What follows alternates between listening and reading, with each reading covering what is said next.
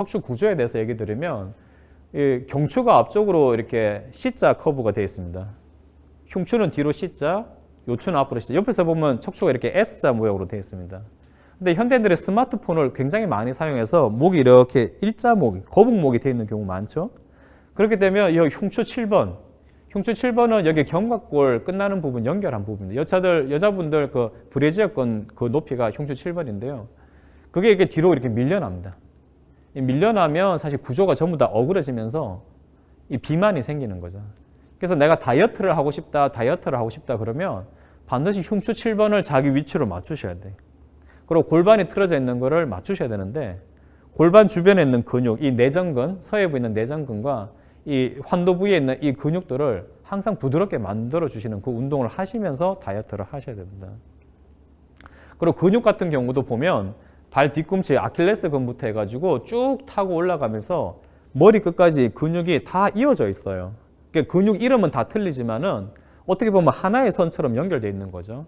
그래서 우리 인형극 같은 경우 보면 이렇게 위에서 이렇게 줄을 이렇게 조정하면 인형들이 움직이잖아요.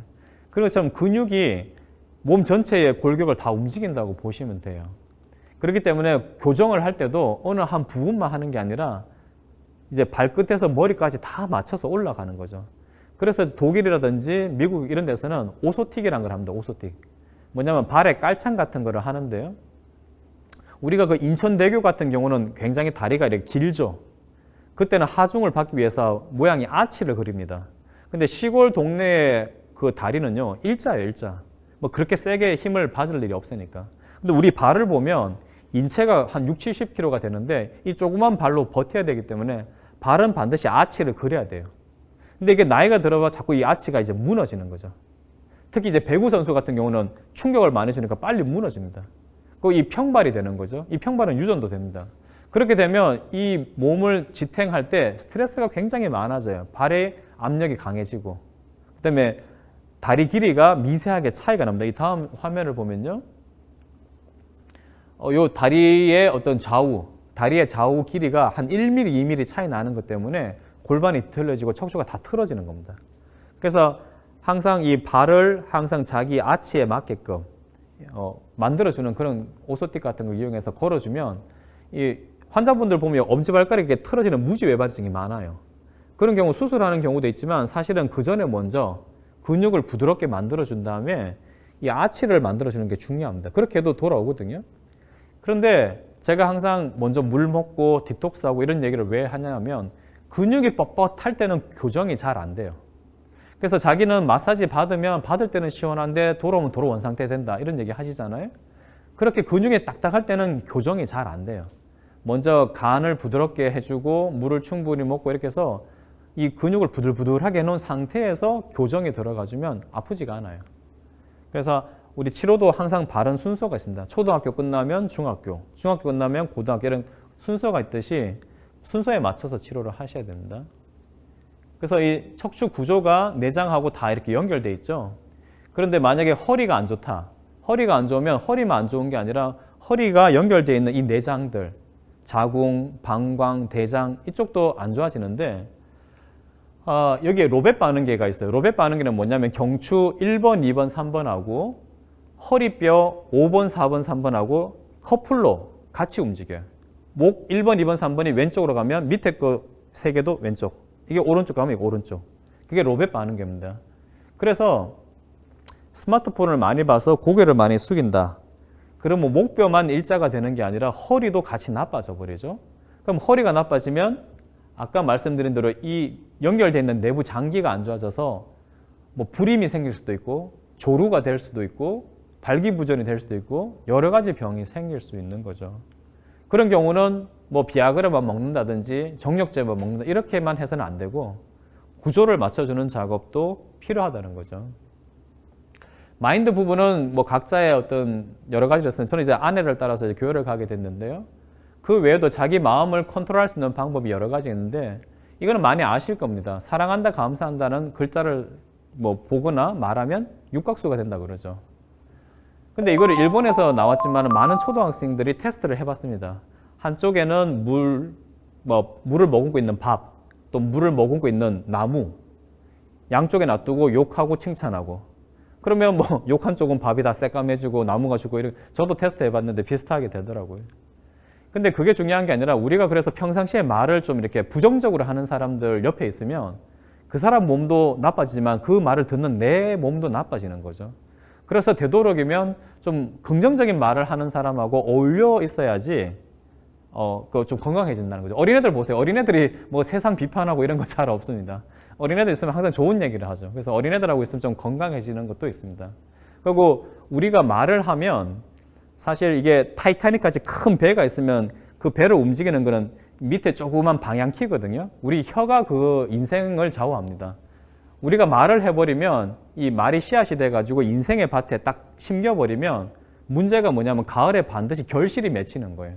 그러니까 부정적으로 얘기하면 부정적인, 긍정적인 얘기하면 긍정적인 열매가 맺히기 때문에 그게 건강하고도 관련돼요. 그리고 우리가 핸드폰을 굉장히 많이 사용하는데 핸드폰에 나오는 그 전자파는 바람 이급 물질이에요. 근데 이 핸드폰을 사용할 때 문제가 뭐냐면 이동하거나 밀폐된 공간에서는 전파를 잡기 위해서 5배나 7배로 증가가 돼요. 그러니까 어느 교통수단 안에 들어가서 핸드폰을 대부분 하시는데 굉장히 많은 전자파를 내가 머금고 있는 거죠. 그런데 이제 전자파 중에 제일 많은 거는 사실 전자레인지입니다. 그래서 이 전자레인지에 물을 넣으면 다 깨지는데 그 물에다가 사랑한다, 감사한다라는 글자로 썼을 때 넣으면 하나도 안 깨진다는 게 그 아까 책에도 나왔는데요. 그러면 우리가 이렇게 생각했는데 우리가 항상 억지로라도 자꾸 긍정적인 사고를 해야 됩니다. 그렇게 하기 위해서 저는 이제 하루에 5가지씩 감사 노트를 써요. 벌써 몇 년째 쓰고 있는데 처음에 너무 쓸 게 없더라고요. 모든 걸 당연시했기 때문에.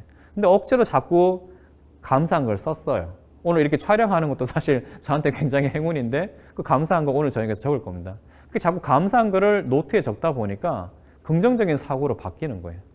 마치 그거는 물 마시는 거와 같습니다. 물을 마실 때 100일이 지나야 돼요. 적혈구 수명이 120일인데 한 100일 정도 되면 평균적으로 피가 한 바퀴 변하죠. 그래서 100일기도 100일 잔치한다고 제가 의미를 가지는데 저렇게 감사 노트 쓰는 것도 하다 말다 하게 되는데 끝까지 한 100일 정도 버텨보세요. 100일 정도 하다 보면 이 생각과 사고가 굉장히 긍정적으로 바뀌고 내 말투가 바뀌게 됩니다. 그렇게 했을 때 내 몸속에 있는 물, 혈액도 83% 물이잖아요.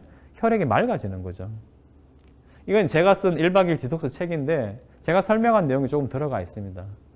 그리고 시중에는 이제 약이 좋지 않다는 책도 많이 있어요. 뭐 고혈압약을 먹지 말라는 책도 있는데 급할 때는 써야죠.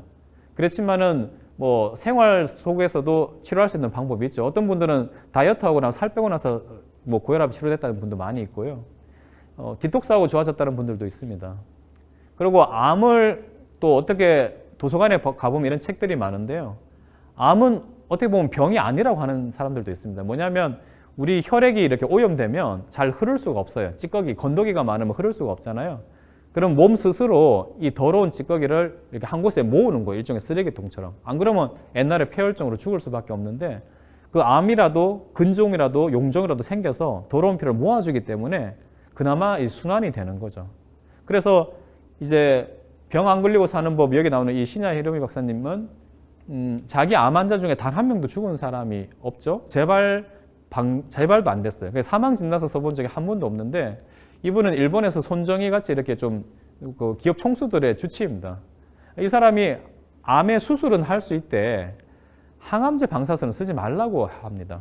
이렇게 암을 잘 치료하는 분도요. 그렇기 때문에 이게 암을 너무 이렇게 독한 약을 써서 암도 없어지는데 내 몸도 이렇게 같이 죽는 그런 건 좀 안타까운 경우죠. 그래서 우리가 병을 예방하는 게 제일 좋지만은 이미 병에 걸렸을 때도 치료하는 방법이 한 가지만 있는 게 아니라 다양한 방법이 있기 때문에 선택을 좀 하실 때 좀 신중하게 하시는 게 좋고요.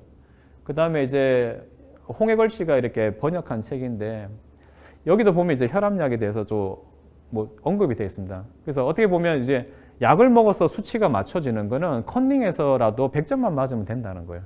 내가 운동을 하고 음식을 조절해가지고 내 실력을 키워서 하는 게 아니라 그런 건 안 하고 그냥 약 먹어 수치 맞추는 거는 사실 어떻게 보면 컨닝에서 100점 맞는 수치만 맞추는 거죠. 그래서 그렇게만 놔둬버리면 나중에 정말 더 심해집니다. 그렇기 때문에 약의 도움을 받을 때 근본적으로 이런 디톡스나 이런 걸 통해서 약도 끊고 원래 어떤 질병으로부터 벗어나야 되겠죠.